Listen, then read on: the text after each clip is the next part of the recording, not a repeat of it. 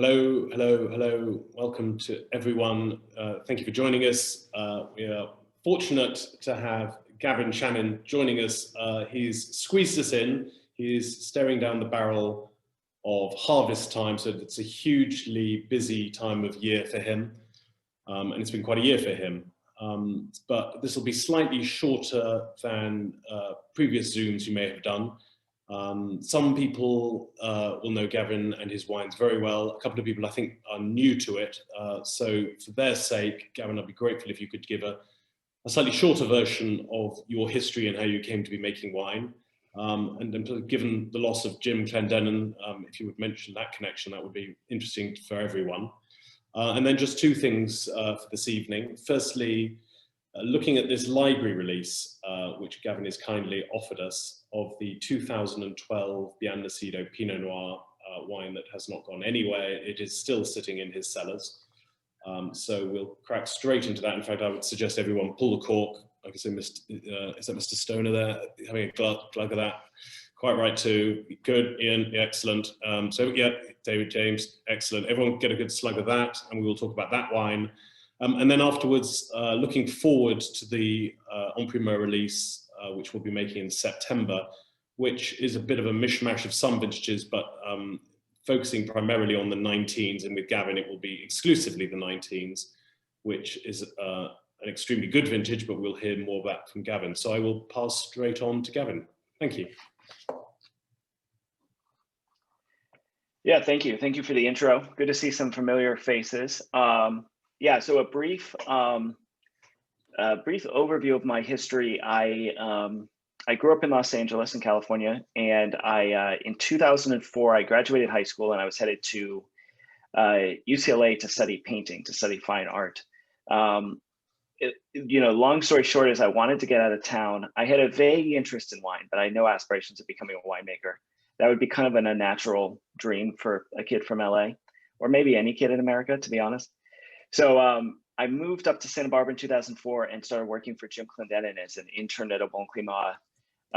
It was supposed to be kind of a one-time summer job, have some fun, go home, hopefully steal some wine. And it ended up turning into my own company and career. So I worked for Jim for almost 10 years. I lived with him for many of those years. So he was kind of a surrogate father for me, a more hardy partying surrogate father than my actual father. But I learned basically everything about winemaking. I asked Jim if I should transfer to UC Davis and go to school for wine and this was right around my second year of college. He said, no, you should travel. So I took a year off and I worked at Hamilton Russell in South Africa. I worked at two different wineries, Bell Hill and Carrick in New Zealand, and then traveled around Europe tasting. This was 2007. Flew home from what was an exhausting year of technically 3 harvests at that point. You could argue it was only 2, but I'll call it 3. And started Chanin in 2007 with 6 barrels of wine, 3 barrels of Pinot, 3 barrels of Chardonnay. Coming up under Jim, and one thing that instantly fascinated me about wine was old wine. And Jim really believed in aging wine and keeping a large library. So he introduced me to old wines going back to the, I think the oldest wine him and I ever drank was an 1870 Bordeaux. But I was fascinated with that. And when I started my company, to me, it was extremely important that the wines aged well. And the funny thing about that is when you're going around, back then, the sommeliers, now sommeliers are young and hip and it's a natural wine. Back then, at least in California, the sommeliers were kind of the old guard. And they would quiz you and they would question you. And you kind of had to know what you were talking about. If you wanted to explain how your wine sits next to the context of Burgundy, you had to kind of prove that you knew what Burgundy was all about. And you had to know the classics. But one thing I would constantly be saying, but also qualifying when I sold that first vintage was, I hope and expect these wines will age for a very long time, but I couldn't prove it because it was my first vintage. Sam and I have since done some dinners going back to those early years. And I think we can say at this point that the wines do age extremely well. I've always kept a library, but never for commercial purposes. It was always, 5 to 6 cases that we can use for events, for charity events, for education, for seminars, for those sorts of things. But in 2012, I decided to hold back. I tried to keep about 10% of the production in 2012. And my idea was to kind of copy some of the Bordeaux houses and do a 10-year release. So I just thought 10%, 10 years later. And to be honest, it kind of snuck up on me. I had to count it on my fingers that we'd finally hit the 10-year mark. So that's the impetus of bringing out this 2012 Nacido. This wine is kind of a linchpin for me for a couple of reasons. The old vines at Nacido are now just about 100% removed. So this is one of the last of the old vines from that vineyard, planted in 1973. And yeah, I think it's, there's something to me special about a wine that hasn't been moved since bottling, sat in one place in perfect storage. The other interesting thing about this wine is this was the very first wine we exported to the UK. And the 2012 always had, this is about 45% whole cluster, mostly old vines. The balance of the other vines are mature vines that back then they were about 15 years old. But this was always a wine that worked really well with food and with the European palate. And it always had those kind of wild Nacido qualities out front and center. With 10 years of age, it's kind of all blended into itself, and it's hit that kind of secondary mulched earth, forest floor, white pepper, violet fruit. So after tasting it, and I had a bottle last night, I thought, this is the time to do this. So I hope. Yep. May I cut in there and dig a little bit deeper on the vineyard itself? Nacido, some may know it very well, others not. How do you get to source grapes? How big is the vineyard? What's your parcel? What's special about it? Yeah, so Nacido is one of the first vineyards planted in Santa Barbara County in 1973. It has just incredible soil. So you have limestone, which is eroded down from the hillside, and then you have gravel from the gravel quarry, which is literally across the street. The river, the Santa Maria River, has pushed the gravel down.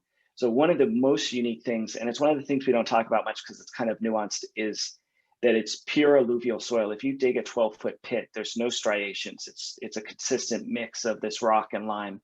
And that's important for a few reasons, but the main reason is you can grow really deep root system. One thing we also don't talk about is you can have amazing rocky soils, but if you have bedrock at 4 or 5 feet, the vines don't go deeper than that. They just can't.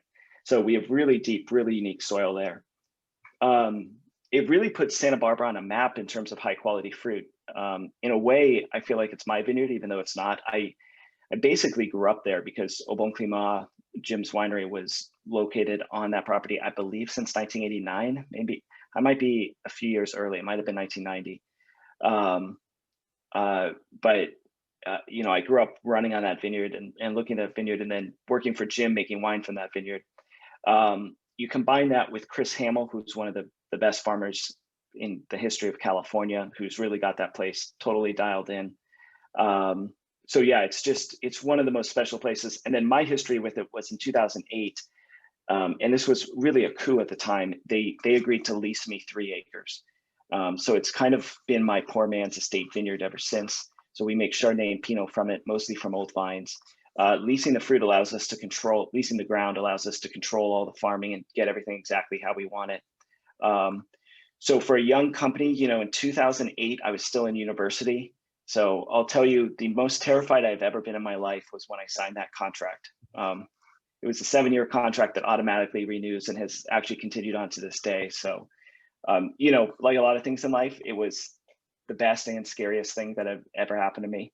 But it really helped solidify us. And then, fast forward to 2012, we added S&B, Sanford and Benedict Vineyard. And that was kind of like the cherry on top of building our sources of really some of the best and oldest sites in Santa Barbara. So that's Los Alamos, Nacido, and Sanford and Benedict.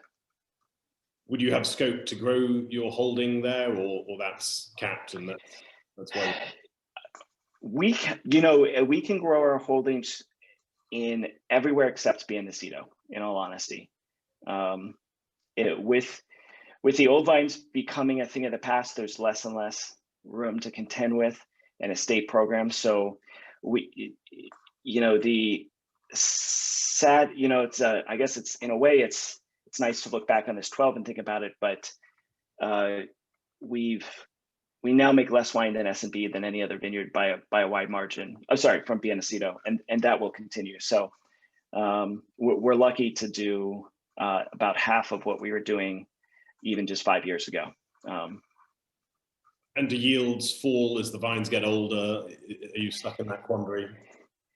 Yeah, and quality gets better and better, but yields fall and fall and fall. So we're kind of in that weird phase of not, in a way it's sad. You want to see the vines thriving and making a decent amount of fruit, but in another way, you're watching these vines die, but also produce great wines. So, it's kind of like that last ditch effort. So I have mixed feelings about it, in all honesty. But if you say the name Nacido to me, I think of a farming family that took a chance on a 21-year-old kid, and neither of us have ever looked back. So it's been a fun ride. I know you haven't got the wine in front of and you. now that I'm and now that I'm 35, I can call a 21-year-old kid, I think. I know you haven't got the wine in front of you, but and you drank it last night rather than tonight. It's ringing absolutely true. I'm constantly saying, give these wines some time. I've just looked at the label and seen we're 12.8%. It's very delicate. It's moved into a secondary place. It's very harmonious. It's delicious now. Should we drink it all now? Should we hold on? What can you guess for the future for us? I mean, I feel like I'm back in that first sales call I did when I was saying the wine will age forever without actually being able to prove it. But I do hope and expect that this wine will easily age another decade, and hopefully much more. In 5 years, we'll be at that 20-year mark, and that'll be another benchmark for me personally. So 5 years, my first wines will be 20 years old, and that'll be a big deal. But I think there's very few wines in the world that with the way the world of wine has gone the last few years that can age so well in these kind of price points. So I think we found a nice little spot, and we've also found customers that love to age wine, which is perfect, because that's kind of what I do as well. But I would say it's not a sin to drink it right now by any means, and I would say it's a wine that if you lost for the next decade and a half, you would be pleasantly surprised when you discovered it under a box of God knows what in a dusty cellar. You started this evening telling us about your history, art school, winemaking. Looking at the label here, can you tell us a little bit about the 12 label? What have we got here? Yeah, so all the labels are my paintings, for better and for worse. The 12, I will tell you one very funny story about it, which is I made that painting when I was at university, and there was a stage when a lot of stuff was getting stolen from the university buildings.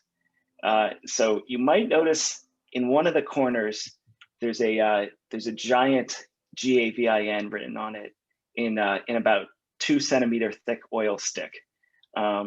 Because I just took to scribbling my name on anything that could be moved, because everything was getting stolen. So whenever I see that label, I always laugh that I don't think you would notice it if you didn't know it was there. But and most of my paintings are, you gesso them, you work on them, and it's layered.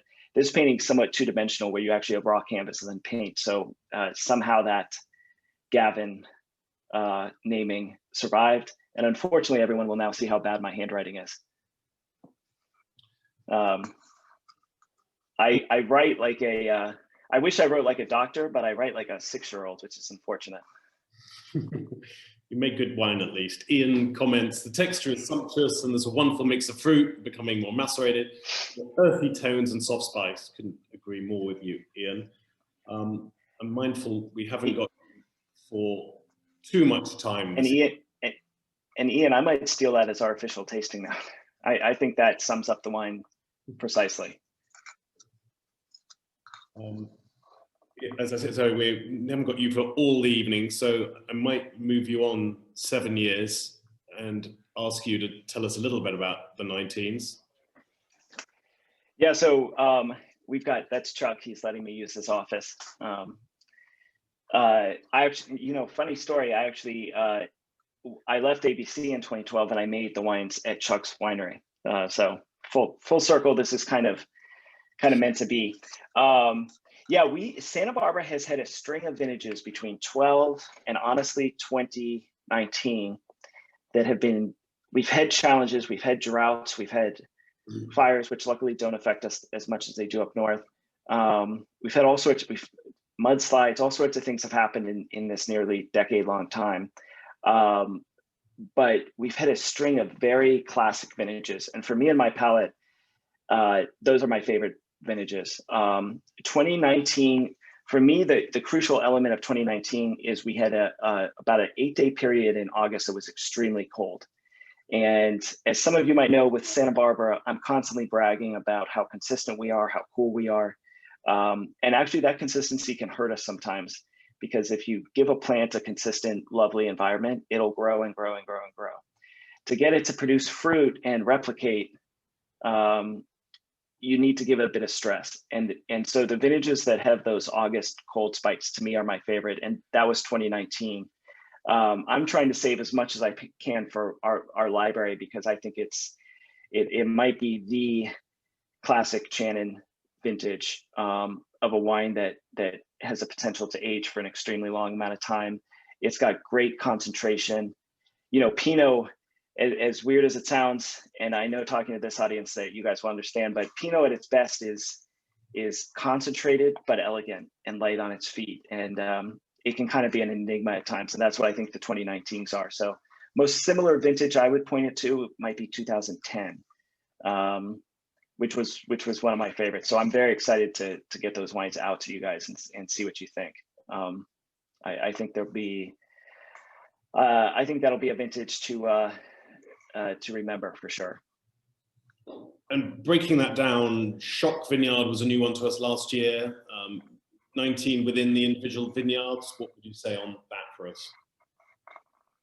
Yeah, so there's, you know, it's funny. I love the old vineyards. I love the classic vineyards, but there's something exciting about the new stuff we work with. The smallest, most in-demand wines we make are not from those classic vineyards. They're from Shock and they're from Zodovich.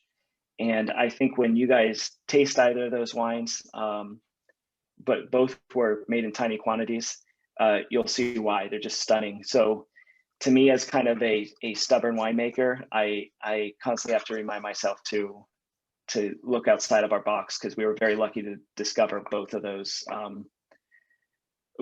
vineyards. So that's one of the things I'm most excited about with those 19s. But then, you know, we still have all the classics. So I really don't think you can go wrong with the entire lineup.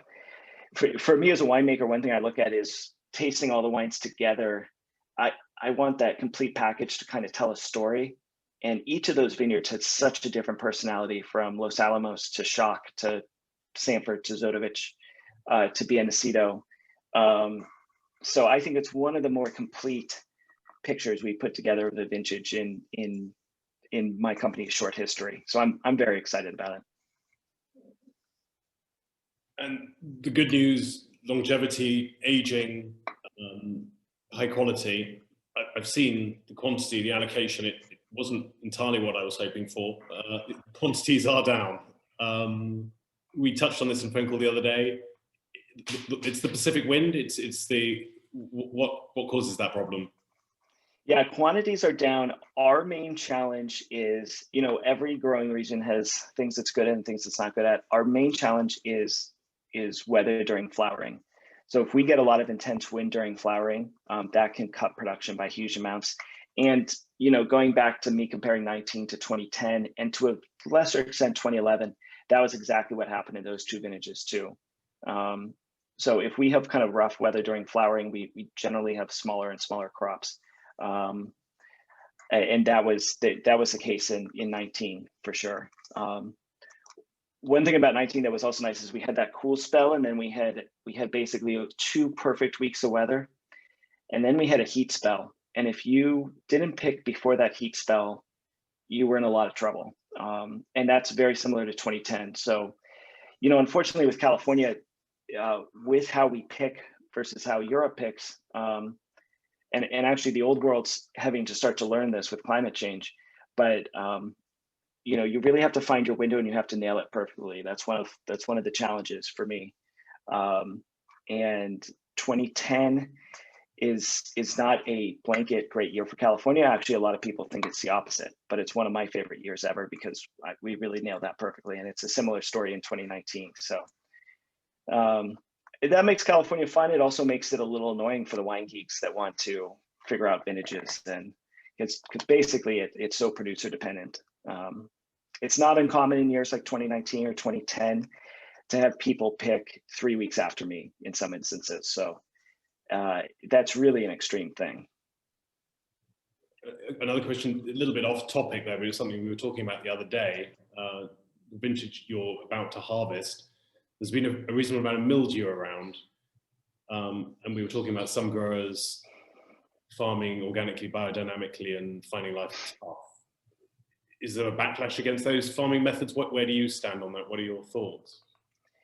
Yeah, I have a nuanced view to this, which I would honestly not, I would honestly not bother explaining if it was anyone except for people that knew wine really well. But,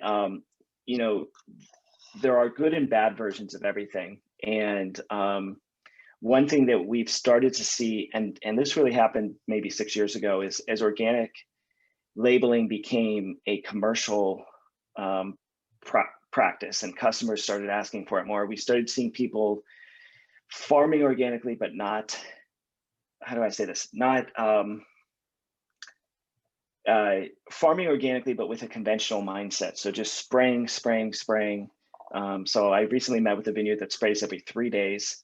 So you're spraying, organic pesticides, but pesticides nonetheless that require a full Tyvek suit and respirator. And you're doing that every 3 days, which is compacting the soil, which leads to other problems. On the environmental side, you're burning a huge amount of diesel fuel, which is also an issue. So, the goal for my company is to be 100% organic in the next 5 years. But the important thing is to be 100% organic in the right way, which means farming in touch with your vineyard, giving it what it needs and when, but not just, that overdone version of organic I just described is basically the equivalent of taking having your child take antibiotics every day because they might catch a cold. My version of organics is go to the gym, eat right. If there's a problem, keep your eyes open and address it, but be in tune with what's needed in the vineyard. So I've made the mistake of getting into this discussion with customers that generally think organic farming means that you always do less and that you're working with the safest materials known to man. And I agree with that overall philosophy, but in practice, organic farming, if done poorly, can often means the exact opposite. So it really is a spectrum, and we're pushing really hard to find that balance where you're doing everything correctly. Most of what I've talked about has been vineyard health and environmental health, but there's also the wine quality aspect. And you can imagine that grapes being sprayed with organic chemicals every 3 days don't make as good as wine as grapes that are allowed to grow a bit more naturally. So I see it from every angle. And to be honest, my main priority is making the wine. My second priority is soil health and vineyard health so that we can make great wines for the next many years to come. And then still a very important quality, but a close second, a close third to those two is just being responsible with how we're doing things and, how we're burning fuel and using products. So I hope I haven't painted myself into a corner with that, but that's my overall farming philosophy. And it's difficult. It's farming really is an art. If you wanted to argue that farming's more of an art than winemaking, I'm not sure which side if I was a lawyer, I'm not sure which side I would want to be on for that, because that would be a great argument. But when it's done well with people like Nacido and people at Sanford and Benedict, who are some of the best farmers I've ever known, it really is amazing, and it makes the winemaking almost an afterthought. Turning back briefly to 19s, for my complaining about quantities, I'm extremely grateful for hearing the message about large formats. I think you look after the UK disproportionately well on large formats, and thank you for that.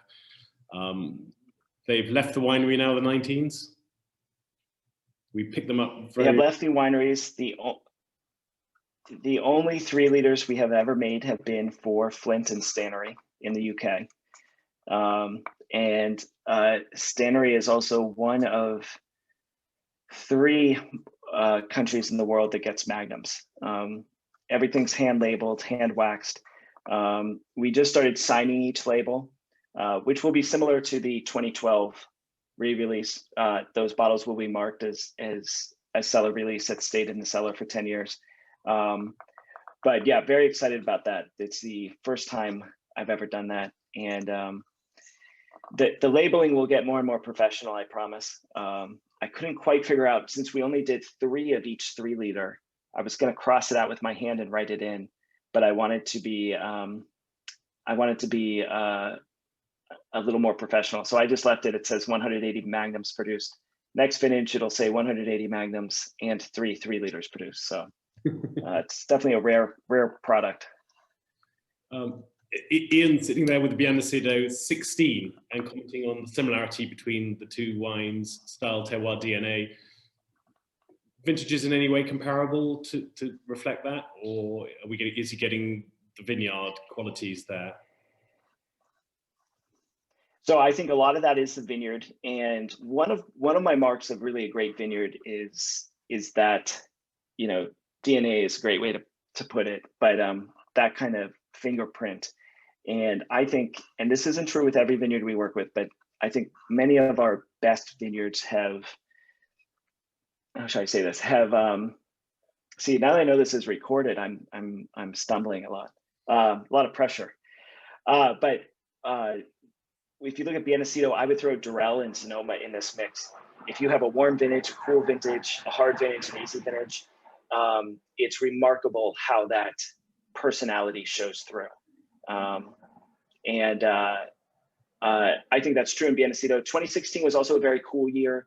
It didn't quite have that kind of wild bramblebush forest floor of the 2012, but 15 and 16 were very similar in terms of being cool classic vintages. So when I say my favorite time period for making wine is probably the last decade, I don't mean that as a marketing thing. I think it's been an amazing time for the style that I'm after, which is kind of that classic restrained vineyard first elegant style. Gavin, I know how short you were of time, and I'm very grateful you did manage to fit us in today. So I will draw a close there. We've